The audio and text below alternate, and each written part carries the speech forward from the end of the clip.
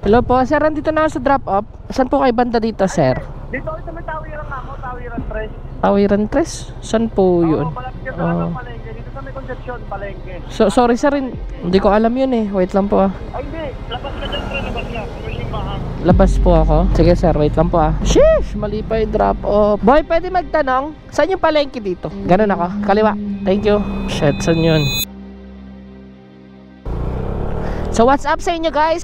Lalamove tayo for today's video mga par. Maulan kasi ngayon kaya medyo naisip ko na lang na maglalamove instead na mag MC Taxi. Medyo baka manibago kayo sa tira ng vlog natin. Well actually bago naman ako mag MC Taxi. Dati na rin naman akong lalamove tsaka Grab delivery rider. Kaya hindi na bago sa akin to. But anyway meron na akong booking. Pipick upin ko lang dito. Dito. Sir lalamove. Lalamove po. Lalamove sir. Sa loob, thank you. Sa loob pala to par. Let's go. Sir, pipick up po. Lalamove pipick up. Pipick up 8. Connect ko muna yung Fredcon intercom ko. Sabi dito sa loob. Ito lang ano. Sir, dito daw po eh. Ay, saan ba? Ang kulit ni kuya eh. Namiss ko to. Kulay green daw na bubong. Dulo. Thank you. Very nice. I like it. I like every of it. Nakakaramdaman ko dito ng isang dilubyong booking par.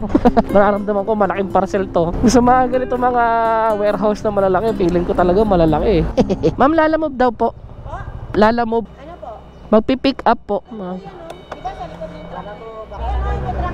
Okay, thank you po. Mali-mali yung pin kasi. Ito yung problema sa lalamove talaga. Hindi nagbago kahit kailan. Yung pin nila talaga kahit kailan mali. Hello po, good afternoon. Apo? Sir, ako po yung magpipick up sa lalamove. Saan po ba kayo banda dito sa loob ng ano, sir? Sa loob ka na ba po, sir? Ang abang? Opo, nandito na nga po sa dulo, sir, yung ano, yung kulay green na gate. Ay, kulay green na ano, kulay green na bubong, sorry. Apo, makikita mo dyan yung pinaka dead end na kalsada dito bandang kaliwa. Bumaba ka sa may rock road. Sa likod ka ba ng ano? Nandiyan, nasa ka ba may mga poste ka na? Oo, ito ba yung may ano, papasukin ko tong, yun. Dulong-dulo na po pala kayo. Sige po, thank you. Okay. Saan po? Ito, tatlo? Kasya kaya yan? Wait lang po ah. Ano sabi sa'yo ng ano? Alam ko dito pwede dalawa eh. Saan? Dito. Dito. Dalawa lang kasya sir, yung isa hindi, baka hindi ko mabitbit. Tawagan mo na lang para malaman niya. Kasi hindi ko pwede ilagay dito, magagasgasan to sir, top box ko eh. Alloy kasi to, dito plastic eh. Wait lang po ha, tawagan ko lang. Muna, para magpabuksan dito. Oo. Pero karga niya na sir yung dalawa. Hello sir, dito na ako sir sa ano, pick up. Sir, dalawa lang kayang kargain ng ano sir, lalamove bag. Dalawa lang po yung kakasya. Hindi mo ba matatatlo yan? Baka may paglalagyan ka pa para hindi na mag-book ng isa. Wala sir eh. Isa na lang. Dalawa lang kasya eh. Dalawa lang. Sa likod, kahit i-tape, hindi po pwede. Pwede naman sir, yung iti-tape ko sa ibabaw ng ano, ng lalamove bag. Sir, patry nga po muna ako sir. Tag 10 kilo ba to sir? May get? 15 kilo isa? Overweight din pala to. Add na lang kayo sir, okay lang? Oo, sige, okay lang. Sige, ganun na lang po. Sige, thank you po. Kasya po ba yan? Dalawa? Yan, sorry. Masisira yung lalamove bag ko. Na lang yung isa ko ya, pag ganun. Oo, pwede ba yan, pahiga? Hindi pwede pa Yun lang, paano yun? Masisira kasi ito kuya eh. Hindi dyan pwede patayo natin dito. Baka masira. Pero sige, subukan natin. Kaya? Sige. Lagyan natin dito plastic. Alalay lang na tali para pag ano. Di na, okay na kuya, kahit wag na tape. Di na, wag na yan, okay na yan. Ako lang para hindi maglaro-laro yung pinto ng ano, top box kong malupit. Okay na to ya, baunin ko na lang yan. Yun. Thank you kuya. Bali yung bayad nito kuya, doon na. Sige po, 22 kilometers par. Tulak mo kuya, 1, 2, tulak. Thank you. Bigat. Yun, let's go. Thank you kuya. Sa ano, wag tumapon par.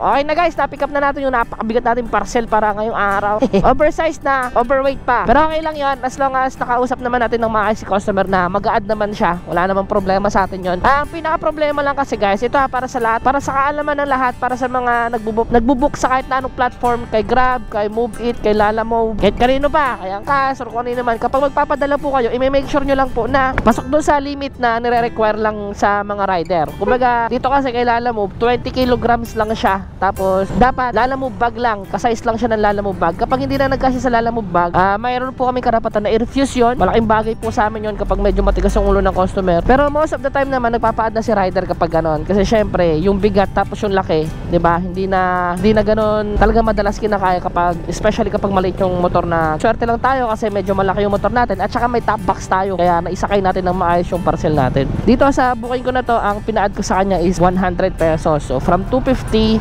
from 150 naging 250 yung fare na ibabayad sa akin. So, okay na rin. So, ang travel time ko guys is, sabi dito sa mapa is 1 hour. Pero depende yun. Pero 21 kilometers to. 21 kilometers away from pick-up location. So, tara, see what's gonna happen. Ibiyahin na natin to. Medyo matagal tong biyahe na to. Kaya, doon na tayo magkita. Let's go! Hello po, sir. Nandito na ako sa drop-off. Saan po kayo banda dito, sir? Dito sa may Tawiran nga mo, Tawiran Tres. Tawiran Tres? Saan po yun? Malapit ka sa Palengke. Dito sa may Concepcion, Palengke. So, sorry sir, hindi ko alam yun eh. Wait lang po ah. Ay hindi, labas ka dyan, pre, labas ka. Commercial bahang. Labas po ako. Sige sir, wait lang po ah. Sheesh, mali pa yung drop off. Boy, pwede magtanong, saan yung palengke dito? Ganun ako, kaliwa. Thank you. Shit, saan yun? Lililong muna ako. Napakainit. Ang sabi ng customer, kikitain niya na lang daw ako dito sa Arellano University ng Malabon. O, maganda na rin yan para kahit papaano siya na lang pumunta sa akin. Medyo malayo-layo din pala yung maraming ikot yung mga mangyayari. Kaya nag-decide na lang siya na lang yung pupunta sa akin. Sisilong lang ako para hindi ako ganun ka-expose sa araw at napakainit talaga par. Hindi ko rin kasi alam kung anong oras siya dadating. Napakabigat pa naman ng parcel. Yun. Dito muna ako guys. Ay, ito na yung customer. Convoy kami par. Convoy kami. Ay, ito. Looban. Oshi. Medyo mabigat. Mahirap pagbalanse.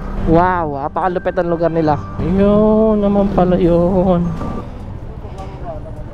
Tatawid nyo pa bangka yan. Tatawid nyo pa po na bangka? Katindi ano. Para mas mabilis. Sir, pwede tanggal kayo ng isa? Baka tumaw po yung motor na kapag sinide stand ko eh. Hindi, center stand natin. Sige pa, mahirap i-center stand eh. Kaya sir. Lalayam lang ako. Sige pa, wait lang. Pahawak po ng motor sir ah.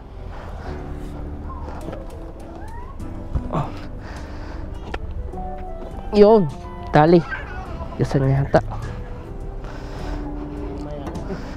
Di nyo mapersa. Yun. Ay, wait lang po. Unahin ko to sir. Sige sir. Diba? Sige, wait.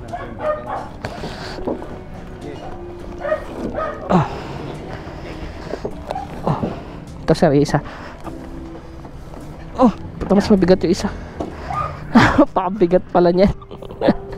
Game, next naman. Actually guys, itong susunod na pupuntahan natin, nothing special naman, pero the main reason bakit ako naglalamog pababa ng Manila, kasi magpipick up ako ng mga orders. Magpipick up ako ng mga handa namin sa Arc Shawarma na meron ako sa may Marilao. Yun po yung small time business ko. Sa mga gusto sumuporta, punta lang po kayo sa Arc Shawarma ni Noise Potato sa Marilao, Bulacan po yun. Along main road naman siya kapag labas lang ng NLEX. Diretso nyo lang yun, makikita nyo na po yung Arc Shawarma ni Noise Potato. So ngayon, ang main agenda ko is kumuha ng order ko na ibebenta dun sa tindahan natin. Pipick up tayo ng stocks, in short. Sayang din kasi yung opportunity na makakatipid ako, tapos sayang din yung opportunity na makakabiyahe ako papunta, 'di ba? Imbis na tumunganga ako sa bahay, ilalaan ko na lang yung oras na yun para mag-pick up ng order sa ating munting negosyo. Ganun lang. Start small, dream big.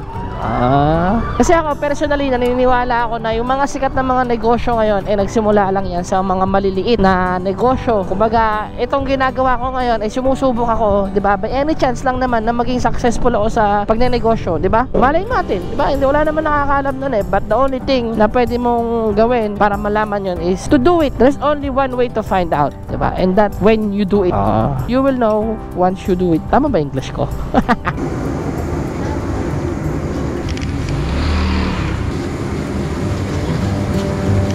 Kaya? Wait, ako na po. to see the horizon and the Shout out fall. Neura, pakalupit mo. Excuses were 2 for a penny, but they've all gone out the window of this car. Okay na mga kontrabando. So ayan guys, balita yung shawarma namin. Ayan siya, Art Shawarma ni Noisy Potato. Ayan, yan yung itsura niya. So matatagpuan nyo to dito along Villarica Road sa may tapat to ng Panorama Hills. Ayan, pwede nyo siyang i-waze. Ang pinaka landmark nito, ito ang mismong 7-Eleven na bago. Wazeable naman to, Art Shawarma ni Noisy Potato. Pwede nyo gamitin Google Maps, tsaka pwede nyo rin gamitin yung Waze kapag di nyo alam yung lugar. So ito yung mga presyo niya, mura lang naman yan. Order ako ng shawarma rice para may benta ako. Yun, shawarma rice. Ito yung shawarma rice namin. Dolly po. Sarap niya, no?